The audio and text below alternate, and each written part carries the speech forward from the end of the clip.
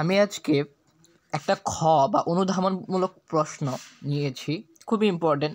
আমাদের জুলজির সেকেন্ড অধ্যায়ের হাইড্রা অধ্যায়ের একটা ক্ষয়ের প্রশ্ন নিয়েছি। প্রশ্নটা হচ্ছে যে মিথজীবী কী, ঠিক আছে? প্রশ্নটা হচ্ছে যে মিথজীবী কী বা মিথজীবী ব্যাখ্যা করো। খতে আসে অনুধাবনমূলক, এই যে অনুধাবনমূলক, ঠিক আছে? সো এই জিনিসটা আমরা ব্যাখ্যা করার চেষ্টা করব, ঠিক আছে? সো মিথজীবী জিনিসটা কি, এটা আমাকে বুঝতে হবে। প্রথম কথা, যখন দুইটা ভিন্ন প্রজাতি হতে হবে। যেমন আমরা খুবই সহজ একটা উদাহরণ যা এনে থাকি, এটা হাইড্রা বিরিডিসিমা, যেটা একটা হাইড্রার উদাহরণ। আরেকটা হচ্ছে জো ক্লোরেলা শৈবাল।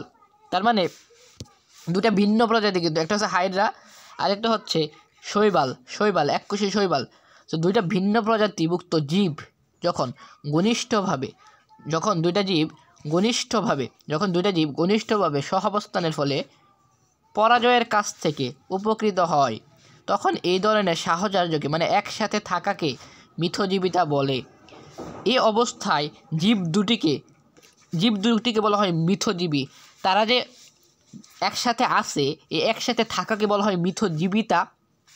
কিন্তু জীব যে দুইটা আছে, এই জীব দুইটাকে বলা হয় মিথজীবী।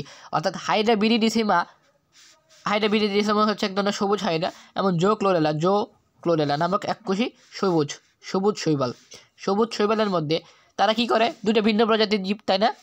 তারা দুইটা ভিন্ন প্রজাতির জীব হয়ে তারা ঘনিষ্ঠভাবে সহাবস্থান করে। সেই সহাবস্থান করার ফলে দুইজনেই উপকৃত হয়, একজন না, দুইজনেই উপকৃত হয়। হাইড্রা বিরিডিসিমাও উপকৃত হয় এবং জো ক্লোরেলাও উপকৃত হয়ে তারা কি করে, সালোক সংশ্লেষণ ও খাদ্য উৎপাদন করতে পারে। আর হাইড্রা শ্বসন এবং কার্বন ডাইঅক্সাইড শ্বসন নিষ্কাশন প্রকৃতি উপকার পায় শৈবাল থেকে। অর্থাৎ দুইজনেই উপকার পাচ্ছে। হাইড্রা উপকার পাচ্ছে, হাইড্রা তা শোষণ করতে পারে কার্বন ডাইঅক্সাইড এবং শ্বসন বর্জ্যগুলো নিষ্কাশন করতে পারে, এবং শৈবাল ওই দিক দিয়ে কী করতে পারে, সালোক সংশ্লেষণ এবং খাদ্য প্রক্রিয়া করতে পারে। এই দিক দিয়ে সে সালোক সংশ্লেষণ এবং খাদ্য উৎপাদন করতে পারে শৈবাল, এবং আমার হাইড্রা শ্বসন এবং কার্বন ডাইঅক্সাইড এবং নিষ্কাশন করতে পারে। ঠিক আছে, তাহলে আজকে এই পর্যন্তই।